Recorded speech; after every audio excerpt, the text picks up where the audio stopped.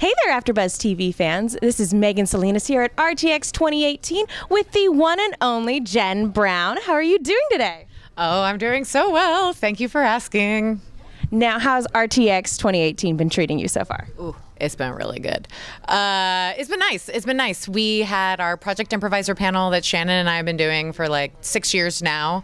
And it was a blast. It's always fun. It's always my favorite part of RTX is doing the Project Improviser panel. And the past 2 years, my fiance Barrett has been joining us on the panel because he was in Shannon's episodes of Red vs. Blue in season 14. So that gave us a reason to bring him on the panel. He's also a brilliant improviser, so it's been fun getting to play with him along with everyone else. And, you know, Lee Eddy's on it every year, and she's a genius. And it's really fun. The way her mind works is incredible. Yeah, her mind, someone should write a book on how Lee Eddy's mind works. Yeah, she's incredible. Yeah, and to that point, one thing about Project Improviser is that you guys talk to people who might not have ever done improv before because they're a little bit scared. What is it like getting to reach out to people to maybe try improv for the first time? That's really the best part about the panel is getting to see people who maybe aren't used to being around a lot of people in this manner and aren't as comfortable breaking out of their shells, and then seeing these people kind of let loose and have fun is the best part. It is the best part of the panel is just the way that the audience interacts, for sure. Yeah. It's always fun seeing that switch flip and see somebody go from I can't do this to I'm doing it. Yeah, exactly. Yeah. So you mentioned Red versus Blue. Agent Carolina had she was in a terrible dilemma this particular season. What were your thoughts on the way she chose to handle the situation with Wash? I understood it. I got it. Like when I talked with Joe when we were talking about the script, I was like, this makes sense. This character-wise, this makes sense because she's trying to minimize damage that's already been done. She knows the damage that's happened over the years. She's lost so many people. She's hurt so many people. And while it may not have been the best decision, her reasons for doing it were altruistic in that she just didn't want to cause any more pain. So I get it. I think it was a very human reaction. Very human reaction. Flawed, but human. Yeah.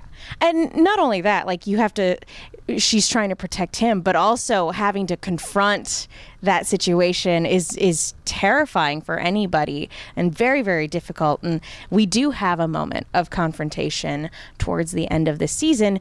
How did you prepare for that particular performance? Because it was incredibly moving.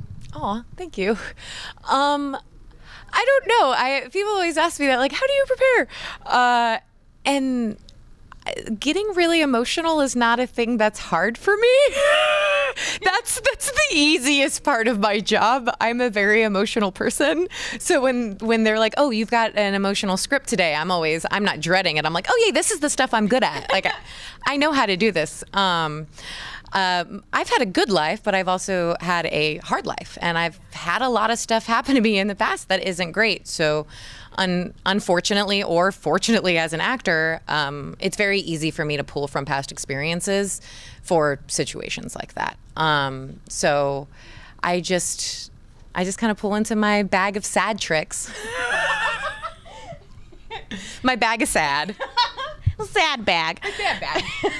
Now, were you guys recording that particular scene together? No, we did record some scenes together, but not that one, if I'm remembering correctly. That was separate, yeah. Gosh, that must have been difficult to like throw this all on your own without anybody to play off of.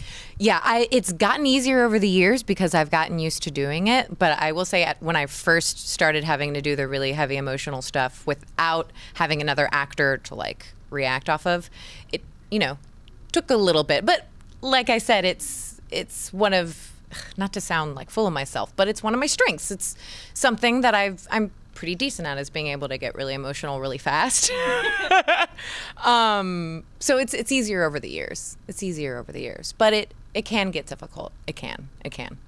So if you had access to time travel, where in time would you go? That's a really hard question because there's so many times I would want to go.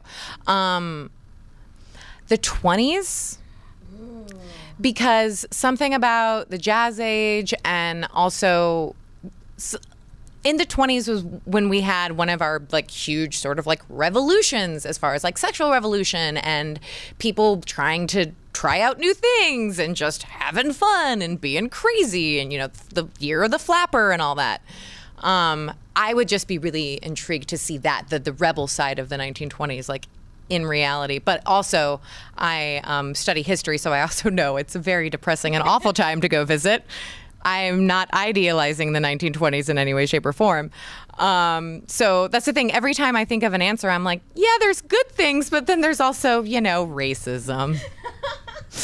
I mean, that's why Doctor Who, he just travels around. He's like, I'm not going to stay here. It's fun to visit. I'll send you a postcard. Yeah, exactly. Just drop in. To sort of switch gears, I want to talk about Camp a little bit as well.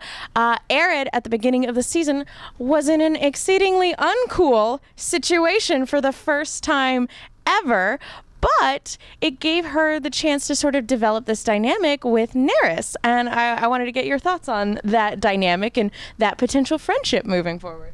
That made me really happy. I was like, oh, yay! She's got like a heart under there. Arid's not complete stone, which I knew. I knew, because every teenager that acts like that is obviously it's a front for some, you know, deeper stuff underneath. But it was nice to finally see that. I knew eventually there would be a moment where we get to see Arid's softer side and, you know, her humanity, if you will. So I really appreciated that. That one made me really happy. Especially because, like, the scripts before, like, they sent me a script and I was like, oh, I have like 2 lines in this one. That's neat. And then I got the next one. I'm like, oh, yay! Arid gets to have a little bit of time. Cool. And we haven't gotten a lot with Arid either. So it was nice to just get a little bit more time with her. She's really fun. She's one of my favorite characters that I play. I love her. And even though she doesn't speak much, I feel like I've gotten some of the best lines. Some of the best lines in that show. I'm pretty sure you have absolutely one of the best in terms of Pussies for Life. Like, I'm pretty sure that's definitely become a staple of the show and one of the most iconic moments for sure.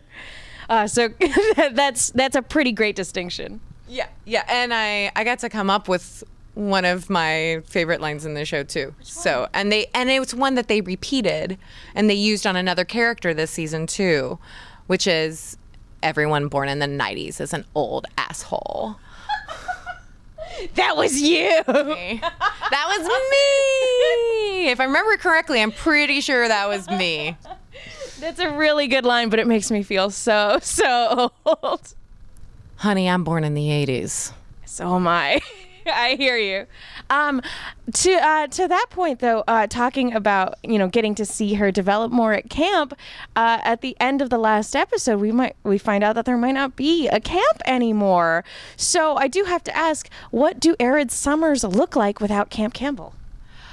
Really? Well, you know, I don't know. I feel like at first she'd probably welcome it and be like, oh, good, I don't have to be around these assholes anymore. But I think she would immediately realize that she missed them and that really was her place. I think that's what I feel. I feel like at first she'd be like, yeah, this is great. And then she'd get bored real fast. She'd be like, over it. Over it. So women in caskets. I can't meet up with you without talking about horror in some capacity. And recently you guys did a retrospective of the Evil Dead franchise, one of my personal favorites. Was there something in revisiting this franchise, because they're movies that we've watched a million times, but revisiting them for analysis, was there anything that you picked up on for the first time or that you had a new appreciation for? Ooh. Oh my gosh. I will say, remembering how problematic Army of Darkness is and being like, oh yeah, This is the worst one. Like, hands down, this is the worst one as far as female representation goes. And there's one where a woman is assaulted by a tree, and somehow Army of Darkness is more problematic. The PG-13 one. The PG-13 one is more problematic than the original. That's insane. Is it R? It doesn't feel like an R. I don't think. No. If I remember correctly, it was PG. Yeah. PG-13. PG-13. That was the main thing. Like being, and I remember it being problematic, but not as much so. Yeah. Like it was very oh yeah, and then being like, oh yeah, they cast Bridget. Bridget, oh, my brain right now. We talk about it in the episode, but it's been a very long weekend, so I hear you on that one. But like the complete, utter uselessness of her being in the Army of Darkness. Like, it's like, why did you use her in that? Why? I mean, I know why. We talked about it, but still, it's just so out of place. That's the main thing. But the first two still hold incredibly strong, and Dawn and I still love the remake. Absolutely, the remake's oddly fantastic. It's one of the exceptions to the rule about reboots and remakes, for sure. So I do also want to ask, we've had some great horror movies come out over the course of the past year. What's been your favorite horror movie to come out so far this year? Ooh, that's really hard. Okay, what's come out? What have I seen? I have been really behind, so I haven't seen A Quiet Place yet, and I have a feeling that would probably be my answer had I seen it, but I haven't seen it yet.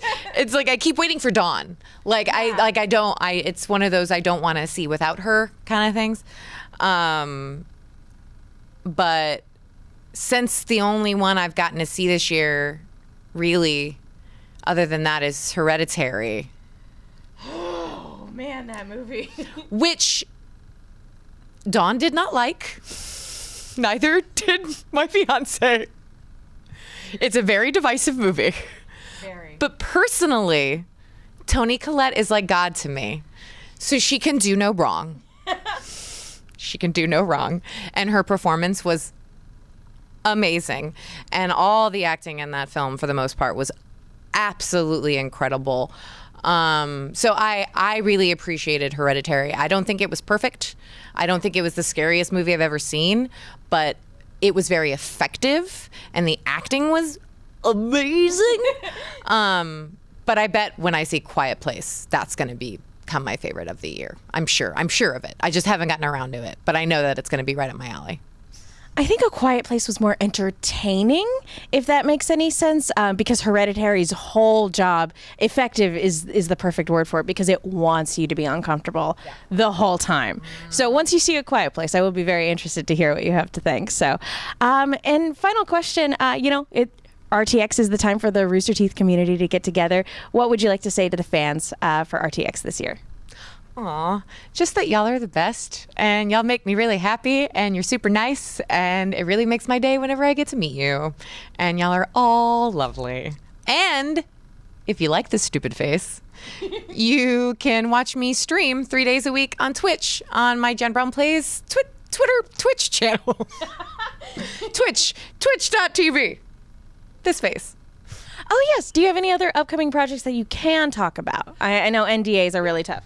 Yeah, I do. There is a horror short named Cutter that should be coming out pretty soon that I worked on that I'm really proud of. I got to see a rough cut, and I was impressed. I thought they did a really good job. And the Rebel Without a Crew is airing or just about to wrap up or just wrapped up on El Rey. And I was in Grandma's House, which is one of the films that's featured in that documentary series. That's awesome. So guys, be sure to check all that out. Thank you, Jen, so much for taking the time to chat with us today. And thank you guys so much for watching. We'll see you all next time.